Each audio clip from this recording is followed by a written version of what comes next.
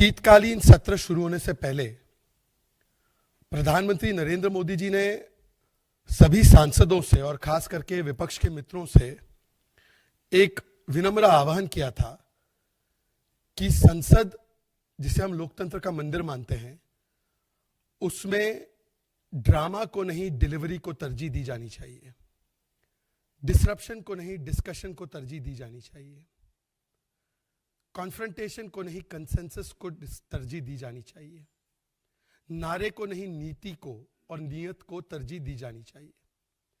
परंतु मुझे लगता है कि इतनी अच्छी सलाह का कोई असर विपक्ष के कई मित्रों पर अभी तक हुआ ही नहीं है और इसीलिए शीतकालीन सत्र 2025 विंटर सेशन 2025 को अगर दुर्भाग्यपूर्ण तरीके से किसी एक चीज के लिए लगातार वर्षानुवर्ष तक याद रखा जाएगा, if the winter session will be remembered for one thing in particular, despite the good advice given by the Prime Minister to prioritize delivery over drama, it will be the constant attempt by members of the opposition to denigrate, disregard, and to create all kinds of drama within Parliament.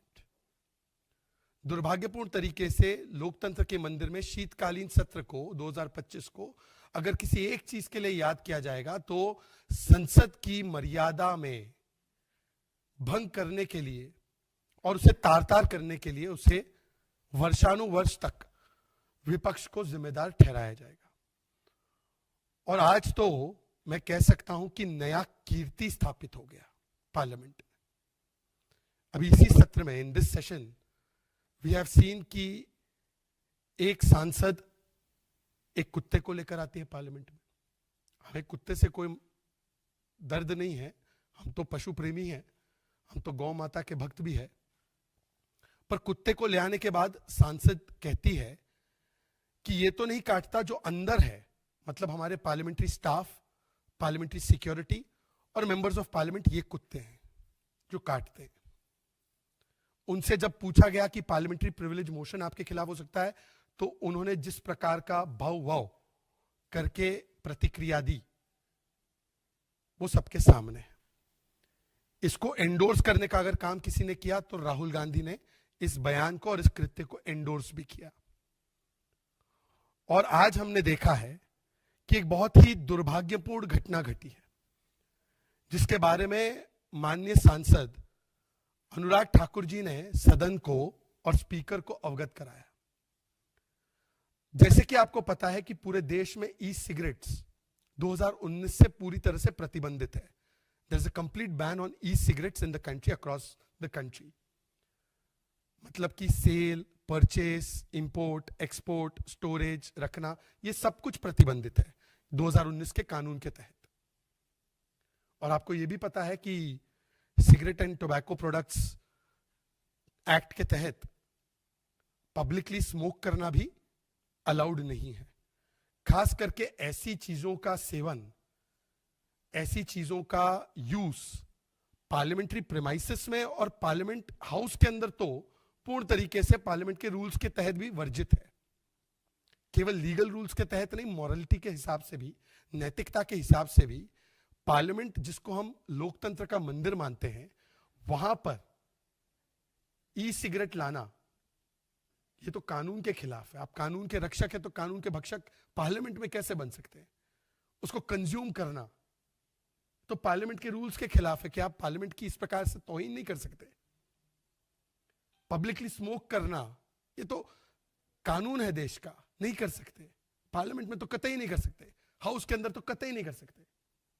पर इन तीनों चीजों का उल्लंघन TMC के एक सांसद करते हैं और इसी के बारे में बड़े दुख के साथ, बड़े दर्द के साथ अनुराग ठाकुर जी ने स्पीकर को अवगत कराया, जिस पर संज्ञान लेते हुए स्पीकर ने भी कहा कि यह पूर्ण तरीके से गलत है, इसके ऊपर पूर्ण जांच होगी, इन्वेस्टिगेट होगा। पार्लियामेंट तो ऐसी जगह जहां पर सीसीटीवी फुल कवरेज होता ही है, तो ज्यादा मुश्किल नहीं होगा कार्य देखना कि अनुराग जी ने जो भी बोला है उसमें कितनी सत्यता है और कौन इसके पीछे है। और स्पीकर ने यह कहा है, आश्वासन दिया है कि जो भी गिल्टी पाया जाएगा उसके ऊपर उपयुक्त कार्रवाई होगी। वो तो कानूनी प्रक्रिया है, प्रोसेस ऑफ पार्लियामेंट है, वो लागू होगा। पर आज सवाल यह बनता है कि जो लोग अपने आप को तथाकथित रूप से संविधान के रक्षक, पार्लियामेंट्री डेमोक्रेसी के रक्षक, कानून के रक्षक बताने में बहुत गर्व महसूस करते हैं, कभी वो पार्लियामेंट की डिग्निटी और मर्यादा को ड्रामा करते हुए एक पशु को ले आते हैं और पार्लियामेंट्री स्टाफ की तुलना पशु से करते हैं। कभी वो पशु और प्राणी जैसी हरकतें पार्लियामेंट के भीतर करते हैं। कभी वो ई सिगरेट्स पार्लियामेंट के भीतर स्मोक करने का काम करते हैं, जो कानूनी ऑफेंस है। और किस प्रकार का वो आदर्श सेट करना चाहते हैं देश के लिए, देश के लोगों के लिए। तो आज सवाल टीएमसी से बनता है कि जब प्रथम दृष्टया इतनी बड़ी घटना हुई है, तो क्या वो इस प्रकार की नेगेटिव कीर्ति स्थापित करने वाले अपने सांसद पर समय रहते ही स्वतः कार्रवाई करेंगे या स्पीकर के कार्रवाई का इंतजार करेंगे? क्योंकि आप तो कहते हैं आप तो संविधान के बड़े रक्षक हैं, आंबेडकर जी के बड़े प्रशंसक हैं। तो आंबेडकर जी द्वारा संविधान के तहत लोकतंत्र का जो मंदिर है, उसकी मर्यादा की बार बार अवहेलना करने का जो इतना बड़ा अपराध कर रहे हैं, ऐसे अपराधियों पर क्या कार्रवाई टीएमसी करेगी? What will be the action that TMC will take against this erring member of parliament who has set, quote unquote, a new kirti, a new record of lowering the dignity of the house and in turn the dignity of the constitution and a constitutional institution. पर मुझे लगता है TMC से अपेक्षा करना ये थोड़ा सा ज्यादा हो जाएगा, क्योंकि उनका ट्रैक रिकॉर्ड क्या है। टीएमसी का ट्रैक रिकॉर्ड यह है कि जब chief justice of India supreme court के रोहिंग्याओं के लिए रेड कारपेट नहीं दिया जा सकता ये कहते हैं, कानून सम्मत एक बात कहते हैं, तो उनके सबसे वरिष्ठ सांसद कल्याण बैनर्जी, जो ऑफिसर ऑफ द कोर्ट भी है, वो आकर कहते हैं कि सीजीआई ने लूज कमेंट किया है टीआरपी के लिए। अभी टीआरपी था या ये कल्याण बैनर्जी का VRP, voting rate, vote rating point, vote bank rating point था, ये जनता तय कर सकती है। ये वो पार्टी है जिसका ट्रैक रिकॉर्ड है कि उनके सांसद सदन के पटल पर खड़े होकर, सदन के स्टेयर्स पर खड़े होकर officer of Rajya Sabha, chairman Rajya Sabha की मिमिक्री करते हैं और उनको बॉडी शेम करते हैं, उनके पोस्चर का मजाक उड़ाते हैं, और उसको फिल्म भी किया जाता है नेता प्रतिपक्ष के द्वारा। ये वो पार्टी है या ये वो अलायंस है जो पार्लियामेंट में गले पड़ने से लेकर आंख मारने तक के कृत्य करती है।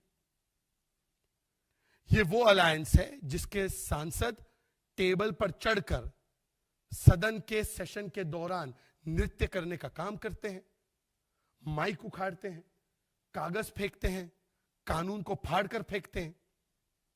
ये वो सांसद है जो मार्शल से भी हाथापाई करने पर आमादा हो जाते हैं। और एलओपी का तो क्या ही कहा जाए।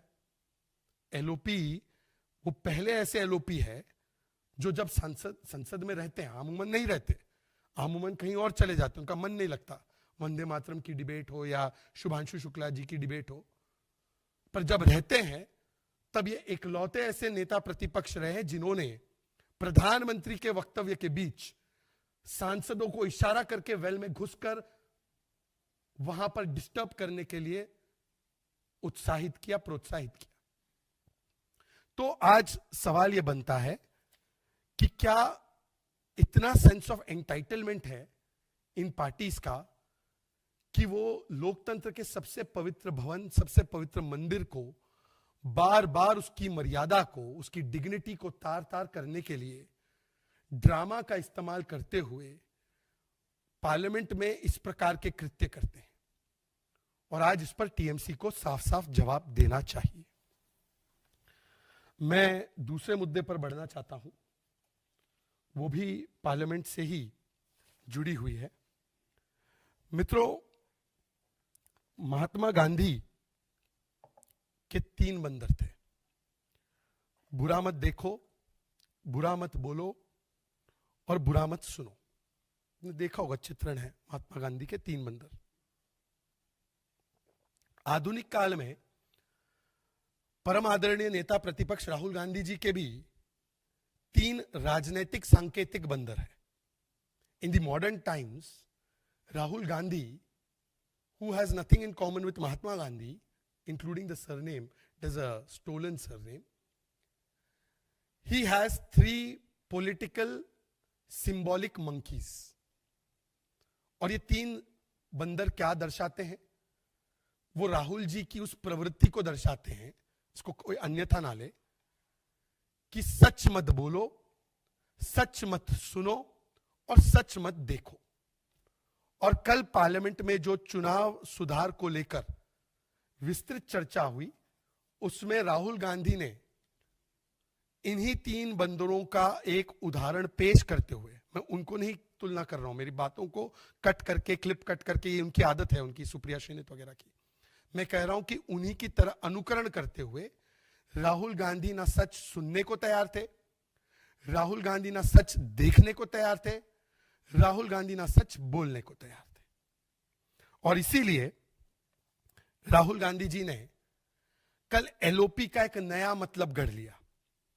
एक तो एलओपी का मतलब लीडर ऑफ ऑपोजिशन नहीं है उनके लिए, लीडर ऑफ प्रोपेगेंडा है। प्रोपेगेंडा तो भरपूर फैलाना संवैधानिक संस्थाओं पर, रफाल पर, सेना पर, एचएएल पर, एलआईसी पर, एसबीआई पर, सब पर कल उन्होंने जो प्रोपेगेंडा फैलाया इलेक्शन कमीशन को लेकर, तो लीडर ऑफ प्रोपेगेंडा तो है ही, पर दूसरा एलओपी का मतलब उनके लिए बन चुका है लीडर ऑफ पलायन। मतलब कि चर्चा की मांग आप करो पार्लियामेंट में, चर्चा के लिए चुनौती दो आप, और जब चर्चा में जवाब मिले आपको, बिंदुवार तरीके से आपके जो झूठ के बम है वो डिफ्यूज हो जाए और आपके एक के बाद एक झूठ के ऊपर से पर्दाफाश होता जाए, तो आप एलओपी लीडर ऑफ पलायन बन के भाग जाओ पार्लियामेंट से। उन्होंने कहा था डरो मत, हम तो कहते हैं राहुल जी भागो मत। अब तो भाग गए, पार्लियामेंट छोड़ के ही भाग गए। तो सच नहीं देखना है, सच नहीं बोलना है, सच नहीं सुनना है। आपको पता है कि मैं थोड़ी बहुत शायरी कविता भी कर लेता हूं, तो मैंने भी राहुल जी की जो स्थिति है, राहुल जी की बहुत कठिन स्थिति है।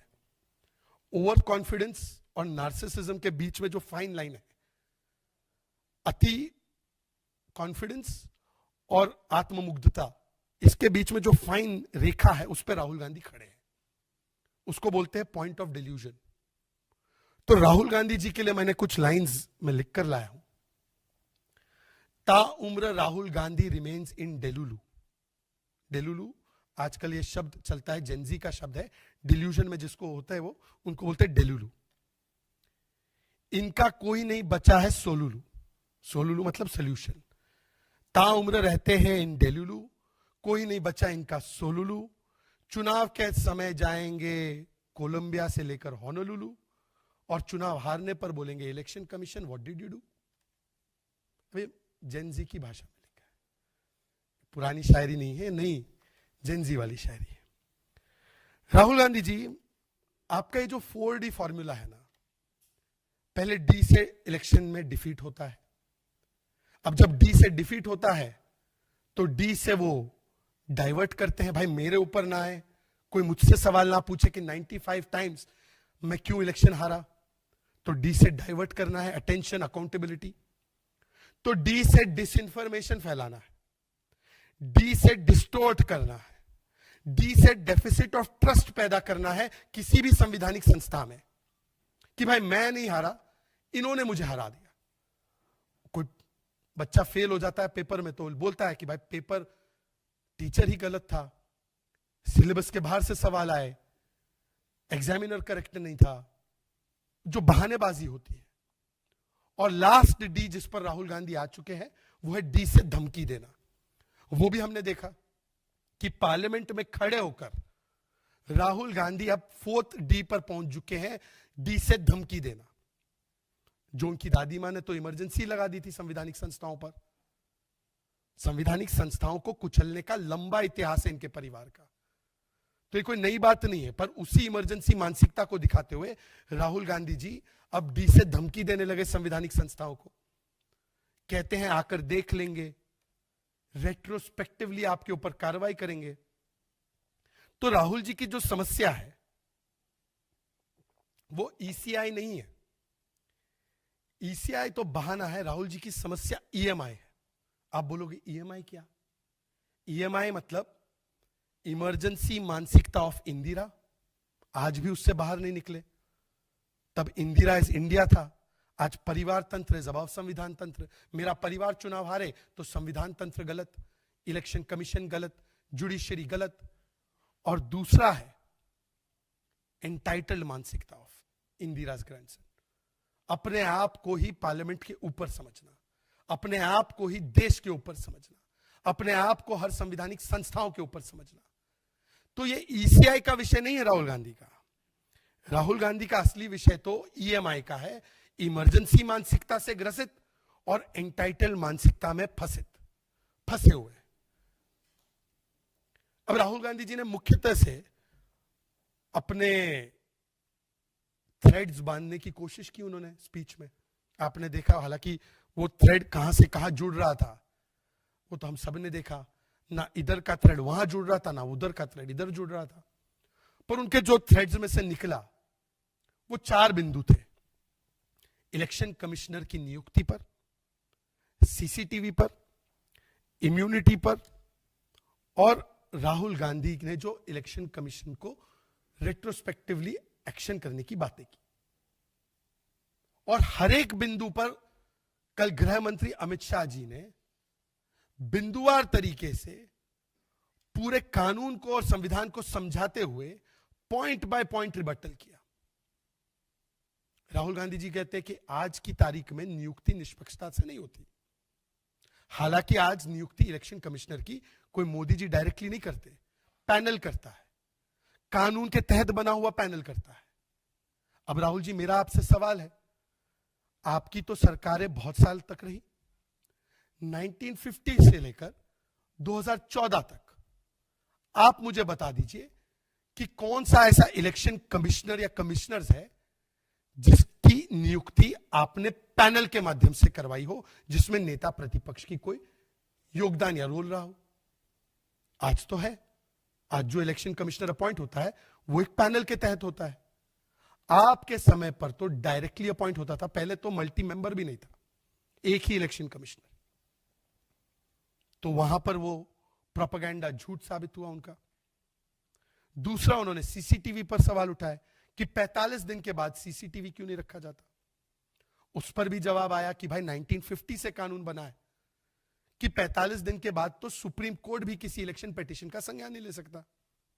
मतलब आपको जो पिटीशन दायर करनी है, अगर आपको लगता है आपकी चुनाव में कोई गलती हुई है, तो वो 45 दिन की अवधि रिप्रेजेंटेशन ऑफ पीपल्स एक्ट 1950-51 में तय किया गया था, इनकी सरकारों ने तय किया।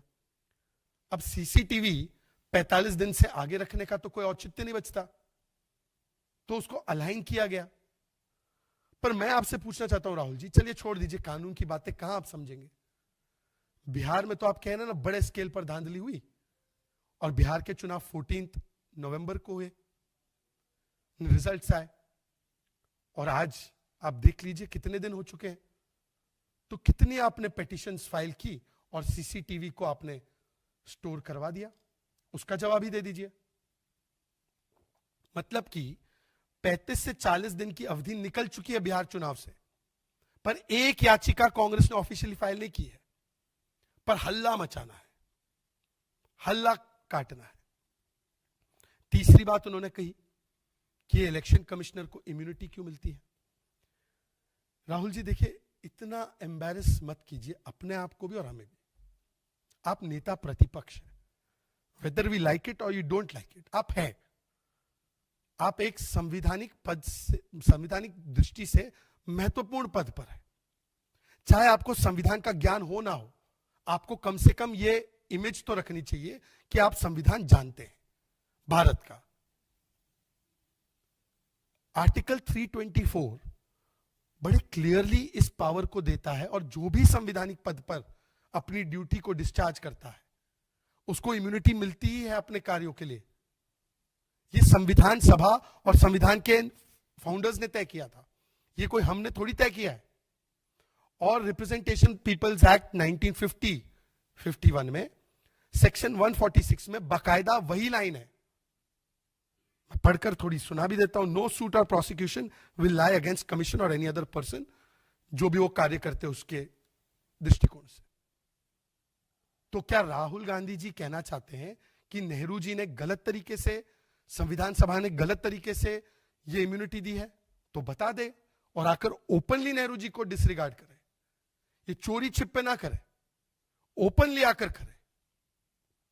और जिन लोगों के परिवार का इतिहास ये रहा है कि इमरजेंसी के पीक पर मिनी कॉन्स्टिट्यूशन लागू करके 42nd अमेंडमेंट लाकर अपने आप को, मतलब प्रधानमंत्री को इम्यूनिटी दे देना, वो भी रेट्रोस्पेक्टिवली, वो लोग बात कर रहे हैं इम्यूनिटी की। हमारे प्रधानमंत्री तो वो है जो अब वो कानून बन रहा है जिसमें कि अगर आप जेल में रहेंगे तो आपको पद छोड़ना पड़ेगा।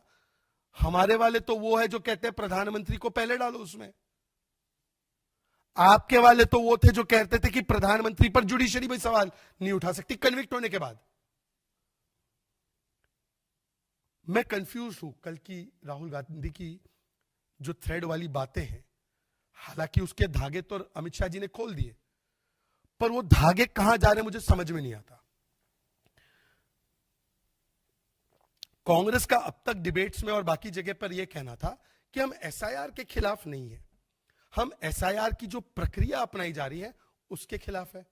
ठीक है, पर मनीष तिवारी जो कि संभवतः ओपनिंग स्पीकर थे कांग्रेस के, वो आकर कहते हैं कि एसआईआर करने का तो कोई कानूनी संवैधानिक अधिकार ही नहीं है। तो इसका मतलब यह हुआ, और राहुल जी मेरे सवाल आपसे अब शुरू हो रहे हैं, हिम्मत हो तो चैलेंज एक्सेप्ट करते हुए प्रेस वार्ता कीजिए या ट्विटर पर, जहां पर भी आपको, क्योंकि अभी तो आप विदेश जाएंगे, जर्मनी जाएंगे, तो जर्मनी से ट्वीट ही कर दीजिए, कोई समस्या नहीं। मेरा सवाल नंबर 1 ये है, क्या नेहरू जी, इंदिरा जी और मनमोहन जी की जो सरकार, राजीव जी की सरकारों ने जो भी एसआईआर करवाए वो अवैध और अनकॉन्स्टिट्यूशनल थे क्या, as per Manish Tiwari and Congress? अगर ऐसा है तो बता दीजिए। एक तरफ कहते हैं एसआईआर ठीक है, दूसरी तरफ कहते हैं एसआईआर का कोई बेसिस नहीं। दूसरा सवाल, वो कहते हैं एसआईआर तो ठीक है, प्रक्रिया थोड़ी गड़बड़ है, और जल्दबाजी क्यों होती है? यही कांग्रेस पार्टी की महाराष्ट्र की इकाई कहती है एसआईआर तुरंत प्रभाव से महाराष्ट्र के लोकल इलेक्शन से पहले होने चाहिए, और यही कांग्रेस पार्टी उत्तर प्रदेश और बंगाल में कहती है ये एसआईआर अभी क्यों कराया जा रहा है, थोड़ा और समय दे दीजिए। 2027 में चुनाव है, पर वहां पर जल्दबाजी उनको दिख रही है। और महाराष्ट्र में जहां पर लोकल चुनाव एक दिन पहले कहते हैं कि अभी क्या अभी एसआईआर होना चाहिए। This is not about SIR, this is about Rahul Gandhi's hypocrisy to save his परिवार। दिस इज अबाउट संविधान पे वार, और दिस इज अबाउट खानदान से कोई सवाल मत पूछो यार। ये खानदान से सवाल नहीं पूछना है कि भाई चुनाव क्यों हारे, तो भाई एसआईआर का अब ठीकरा शुरू कर दिया है। 1 साल पहले राहुल जी, सवाल नंबर 2, आप एसआईआर तो बोलते ही नहीं थे, वोट चोरी तो बोलते नहीं थे, ईवीएम ईवीएम ईवीएम बोलते थे। याद है ना आपको, ईवीएम खराब है, ईवीएम दबाओ, सब वोट मोदी को, ईवीएम दबाओ, बीजेपी को सारा वोट जाता है, भाई इधर का निशान दबाओ, उधर का निशान दबाओ, सब चीज कमल को जाता है, यही कारण था ना। अब बता दीजिए कि ईवीएम गड़बड़ थी, तो भाई कोई मूर्ख है क्या कि वोटर लिस्ट में गड़बड़ करेगा? जब ईवीएम ही गड़बड़ है आपके हिसाब से, तो एसआईआर में और वोट चोरी की और ये वोटर लिस्ट की क्या समस्या आ गई फिर? और जहां पर आप चुनाव जीतते हैं, वहां पर कोई समस्या नहीं है। झारखंड में कोई समस्या नहीं थी भाई। तेलंगाना में 70 लाख वोट काटने की बात कांग्रेस ने की, 22 लाख वोट कटे, वहां पर बिल्कुल ठीक था सब कुछ। कर्नाटका में समस्या नहीं थी, जहां हार है वहां पर समस्या है। तो एक कंडीशनल कमिटमेंट टू कॉन्स्टिट्यूशन। मेरा तीसरा सवाल राहुल जी, अगर ये वोट चोरी सच में सही है, तो वोट चोरी का आरोप सिद्ध करने के लिए आप कोर्ट तो जाते नहीं हैं, और हालांकि कोर्ट से आपको कोई रिस्पांस भी नहीं मिलता। महाराष्ट्र का एलिगेशन डिसमिस हुआ, महादेवपुरा का डिसमिस हुआ, आनंद का डिसमिस हुआ, पर राहुल गांधी जी ऐसी क्या मजबूरी है कि आपके खुद के साथी इसको नहीं मानते?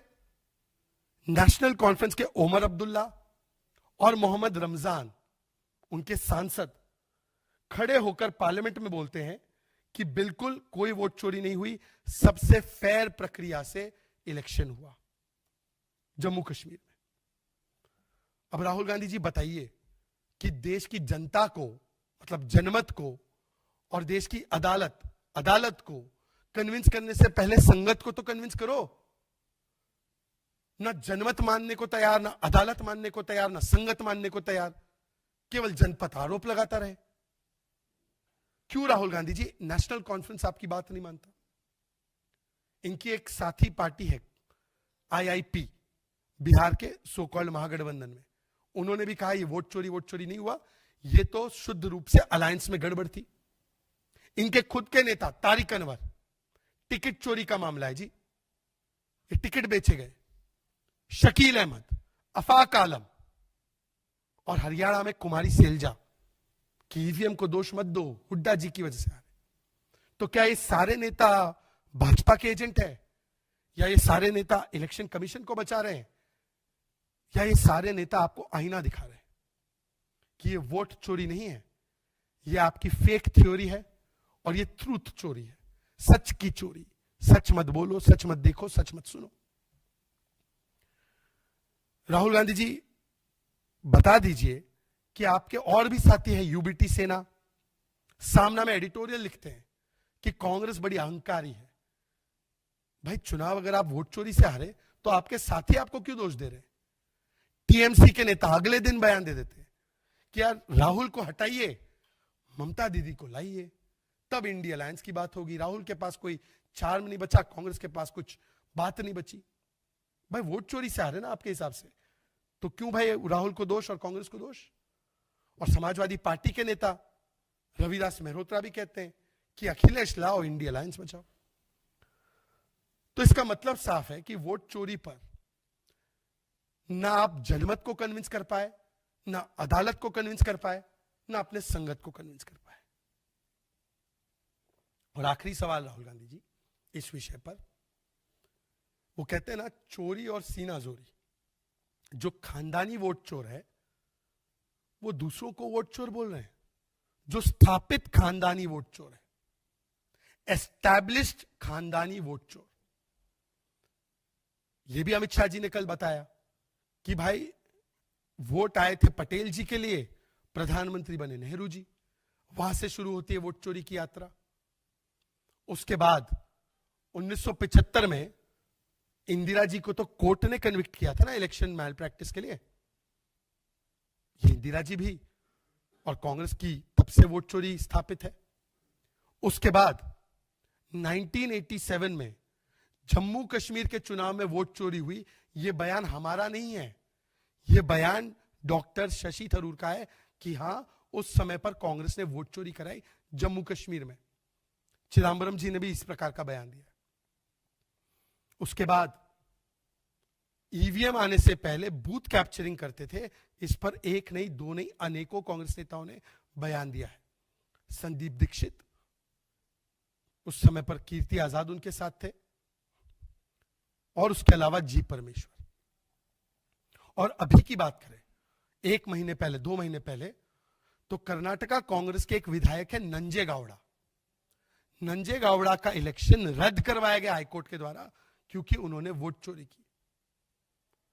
तेलंगाना में जुबली हिल्स में जिसको टिकट दिया कांग्रेस ने, उनका नाम है Naveen Yadav fake voter ID card distribute कर रहे थे, यह आरोप तेलंगाना की पुलिस ने लगाया, रेवांत रेड्डी जी की पुलिस ने। तो जिनके यहां पर घर में वोट चोरी हो रही है वो सीनाजोरी कर रहे हैं। इसीलिए राहुल गांधी जी, आपसे विनम्र आग्रह है कि आज आप इन 4-5 सवालों का खुलकर ट्विटर पर जवाब दीजिए, मीडिया में जवाब दीजिए, जहां आपको मौका मिले वहां पर जवाब दीजिए। पर पता चला है कि राहुल गांधी जी ने एलओपी का एक और मतलब बना दिया, लीडर ऑफ प्रोपेगेंडा, फिर लीडर ऑफ पलायन, और अब लीडर ऑफ पार्टिंग एंड पर्यटन। तो इसीलिए जब पार्लियामेंट का सेशन ऑन है, उसी के बीच 15 से 20 तारीख तक राहुल जी चले विदेश, जो उनको अमूमन अक्सर पसंद भी आता है, विदेश ही रहते हैं। कॉमन मैन की जिंदगी क्या होती है?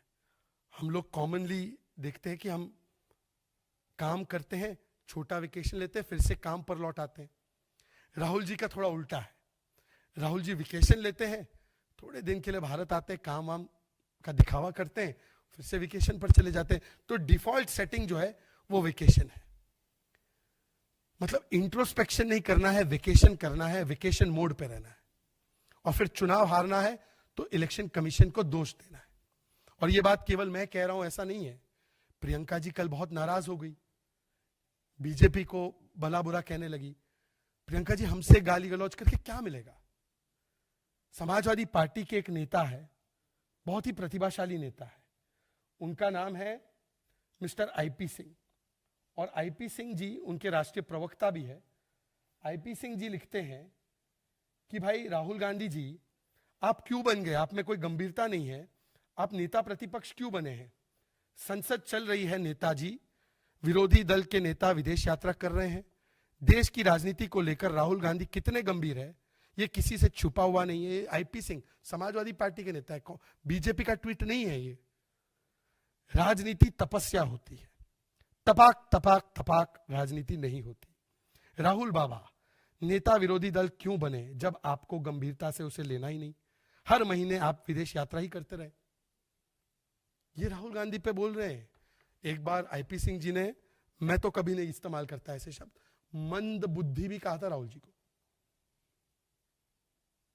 अपने ही साथी के तरफ से उनके मनोस्थिति की व्याख्या हो रही है, आप दूसरों की करते हैं, आपकी व्याख्या आपके साथी कर रहे हैं राहुल जी।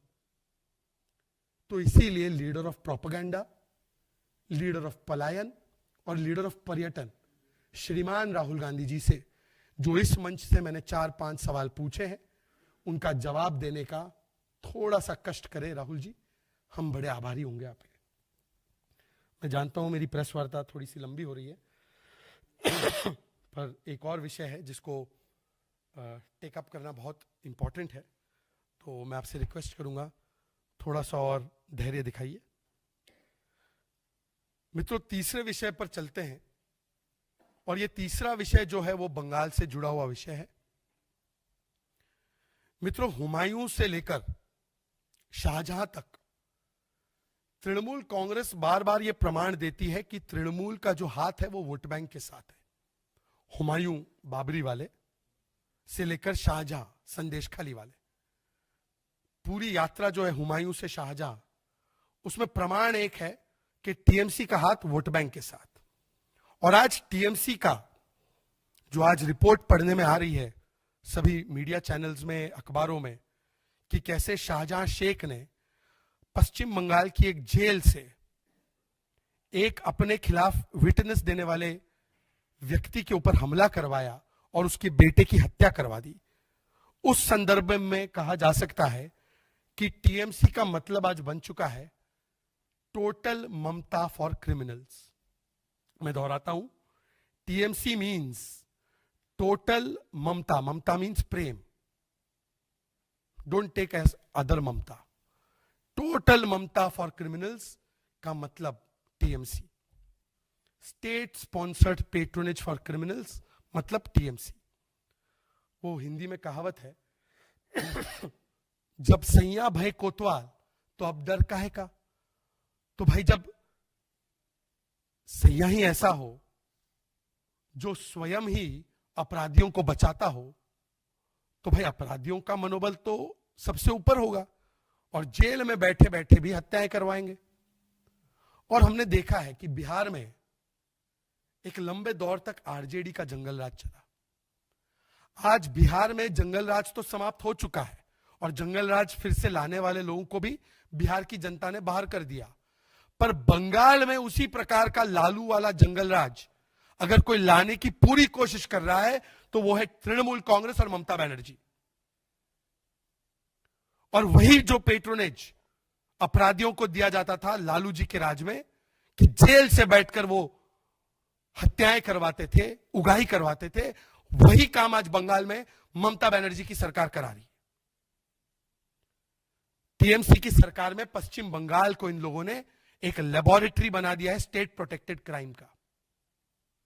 तो आज पश्चिम बंगाल में लोग क्या कहते हैं आमतौर से, कि आज मां माटी मानुष नहीं, आज पश्चिम बंगाल में मां माटी मानुष नहीं, अपराधी बचाओ, बलात्कारी बचाओ, भ्रष्टाचारी बचाओ, दंगाई बचाओ और घुसपैठिया बचाओ, ये चल रहा है। एसआईआर की चर्चा होती है तो निकल आती है टीएमसी एसआईआर के खिलाफ घुसपैठिया बचाने के लिए। एसएससी का स्कैम होता है, पैसों का पहाड़ मिलता है मंत्री के घर में, तो भ्रष्टाचारी को बचाने के लिए टीएमसी बाहर आ जाती है। पोस्ट पोल वायलेंस होता है, टीएमसी के और कुछ इनके वोट बैंक के आपराधिक जिहादी तत्व, उनके ऊपर दोष आता है, कोर्ट उनको जिम्मेदार पाती है, तो उनको बचाने के लिए टीएमसी वाले आ जाते हैं। आरजीकर और दुर्गापुर में और संदेश खाली में एससी एसटी बच्चियों के साथ, महिलाओं के साथ बलात्कार होता है, तो बेटी के साथ नहीं बलात्कारी के साथ खड़ी हो जाती है टीएमसी की सरकार। और आज वही काम हो रहा है फिर से। शाहजहां शेख, जिस पर 40 से ज्यादा आपराधिक मुकदमे हैं, 40+ cases are there against Shahjahan Sheikh. ये कौन से केसेस है? एक केस है संदेश खाली का, जिसमें कि महिलाओं के साथ बलात्कार और दुर्व्यवहार और उत्पीड़न करने का है, एससी एसटी महिलाओं के साथ। 376 रेप लगा है उसमें, 354 असॉल्ट ऑन मॉडेस्टी लगी है। एक केस है ट्रिपल मर्डर का, 302 का मामला लगा हुआ है। एक केस है ईडी पर अटैक करने का, उसमें राइटिंग और आर्म्ड राइटिंग का की धारा लगी हुई है। एक केस है राशन स्मगलिंग का, भ्रष्टाचार का, जिसमें उनके एक मंत्री भी लिप्त पाए गए थे, उसमें पीएमएलए और ईडी के अलग अलग धाराएं लगी हुई है भ्रष्टाचार की।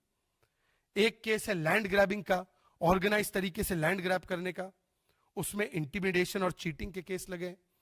ऐसे आपराधिक व्यक्ति को जेल में इस प्रकार का संरक्षण प्राप्त है पश्चिम बंगाल की, कि वो वहां से बैठे बैठे अपने खिलाफ जो गवाही देने वाला विटनेस है, वो विटनेस कोर्ट तक पहुंचे उससे पहले उस पर जानलेवा हमला करवाता है। This is the extent of patronage being given to Shahjahan Sheikh, that while sitting inside the jail in Basirhat, which is under the control and supervision of the West Bengal government, he has the audacity to order a hit against the witness who is going to give the witness to court. और उस पूरे हमले में उस witness पर गंभीर चोटें आती है और उसका बेटा मारा जाता है, ड्राइवर को भी चोटें आती। और यह बात मैं नहीं कह रहा हूं, भोलानाथ घोष जिस पर यह हमला हुआ, जो संदेश खाली मामले में एक की विटनेस है, उसकी गाड़ी को जानबूझकर ट्रक ने धक्का मारा, हमला किया, यह वहां के आई विटनेसेस ने बोला है। वहां पर कोई सीसीटीवी फुटेज नहीं था। जिस प्रकार से हमला किया गया वो कोई एक्सीडेंट के तरीके से नहीं, वो सोचे समझे तरीके से भोलानाथ की हत्या हो जाए इस दृष्टिकोण से किया गया। भोलानाथ खुद तो बच गया, उसका बयान है शाहजहां इसके पीछे है, वो मुझे पहले भी मारना चाहता था, वो मुझे चुप कराना चाहते हैं ताकि कोई की प्रोसीडिंग में मैं गवाही ना दे सकूं, शाहजहां इसके पीछे है। ये भोलानाथ घोष का बयान है। उसके बड़े बेटे विश्वजीत घोष का बयान है कि ये एक्सीडेंट नहीं, ये 100% मर्डर है। शाहजहां ने जेल से इंस्ट्रक्शन दिए। भोलानाथ घोष की मां का बयान है कि क्योंकि भोलानाथ गवाही दे रहा है शाहजहां के खिलाफ, संभवतः उन महिलाओं के अधिकार में, SC ST समाज की, तो उसके खिलाफ सुपारी देने का काम शाहजहां शेख ने किया है। और आज इसीलिए सवाल TMC की सरकार से है कि हमने विटनेस प्रोटेक्शन का तो सुना था, यह पहला उदाहरण है कि जेल से विटनेस एलिमिनेशन कराया जा रहा है। और यह हो किसके तहत हो रहा है? TMC की सरकार की देखरेख के तहत। Instead of witness protection, there is witness elimination being done, supported, patronized by TMC. दूसरी बात, इंस्टीट्यूशनल और आइडियोलॉजिकल सपोर्ट लगातार शाहजहां शेख को दिया जा रहा है। और इसके भी कई उदाहरण हैं। आपको याद होगा कि जब शाहजहां शेख पर केस आए तो 55 दिन तक पश्चिम बंगाल की पुलिस ने उनको नहीं पकड़ा। For 55 days Shahjahan Sheikh was allowed to escape by the West Bengal police. और कोर्ट को आदेश देना पड़ा, बंगाल में हाई कोर्ट को आदेश देना पड़ा कि हाइड एंड सीक बंद कीजिए और इसको गिरफ्तार कीजिए। आपकी सरकार और आपकी पुलिस इतनी निकम्मी क्यों है? और जब पकड़ा गया शाहजहां शेख को फाइनली एक म्यूचुअल एग्रीमेंट के तहत कि भाई आजा जेल में, तब वो विक्ट्री साइन दिखाते हुए जा रहा था। याद होगा ये तस्वीर, उसको जैसे मानो वहां की पुलिस एस्कॉर्ट करके ले जा रही थी। ये तो हालत थी पश्चिम बंगाल की पुलिस की कि वो उसको एस्कॉर्ट करके ले जा रही थी, अरेस्ट करके नहीं ले जा रही थी। जब CBI उसके केस को टेक ओवर करना चाहती थी तो पश्चिम बंगाल की सरकार ने अपना वकील खड़ा करके सुप्रीम कोर्ट में लड़ाई लड़ी कि ना CBI को ट्रांसफर मत करो शाहजहां का केस। ये शाहजहां के लिए TMC मुमताज बनकर क्यों घूम रही थी? इसका कोई जवाब है? और फिर उसके खिलाफ केस भी डाइल्यूट किया। FIR में जो सेक्शन डाले वो कमजोर सेक्शन डाले, और अब तो उसको मानो दामाद बनाकर रखा है। ऐसा दामाद जो जेल के भीतर से अपने खिलाफ विटनेस देने वाले लोगों को चुन चुनकर इंटिमिडेट करता है। और इसीलिए एक लंबा पैटर्न बन चुका है पश्चिम बंगाल की तृणमूल कांग्रेस की सरकार का कि चाहे आरजीकर मामला हो वो बलात्कारी के साथ, संदेश खाली मामला हो बलात्कारी के साथ, हंस खाली मामला हो बलात्कारी के साथ, पोस्ट पोल वायलेंस का मामला हो अपराधी और बलात्कारी के साथ, SIR का मामला हो घुसपैठियों के साथ। तो ये वोट बैंक के नाम पर कब तक इस प्रकार के शाहजहां जैसे लोगों के लिए TMC काम पर? और हमारी ये मांग है कि सबसे पहले तो जितने भी विटनेसेस हैं इस केस में, इनको सुप्रीम कोर्ट की निगरानी में केंद्रीय बलों की तरफ से सुरक्षा प्रदान की जानी चाहिए। हमारी दूसरी मांग है कि सुप्रीम कोर्ट की निगरानी में एक विस्तृत जांच होनी चाहिए कि शाहजहां शेख का आज भी TMC के साथ क्या फाइनेंशियल, लीगल और पॉलिटिकल रिश्ता है, जो पहले भी था, जिसके तहत आज भी शाहजहां के लिए TMC की सरकार मुमताज बनी हुई है। There should be a clear-cut Supreme Court monitored probe that what is the relation, ये रिश्ता क्या है between Shahjahan and TMC. And thirdly and most importantly, the death of the son of one of the witnesses, Bholanath. It is a clear indication of the complete colossal failure of law and order by Mamata Banerjee government. And therefore, as Chief Minister and as Home Minister, immediately Mamata Banerjee should take up the responsibility and should offer her resignation. क्योंकि ये वही ममता बनर्जी है, जब दुर्गापुर में बलात्कार होता है तो वो बेटी को अपमानित करती और बलात्कारी के साथ ममता बनर्जी खड़ी हो जाती। पार्क स्ट्रीट रेप केस में भी वही किया, संदेश खाली में भी वही किया, पोस्ट पोल वायलेंस में भी वही किया। तो Mamata Banerjee is not the chief minister of Ma Mati Manush. She has become the chief minister of Apradhi, Balatkari and Bhrashtachari. और इसीलिए आज उनको भी इस कृत्य के बाद, इस मामले के बाद इस्तीफा देना चाहिए।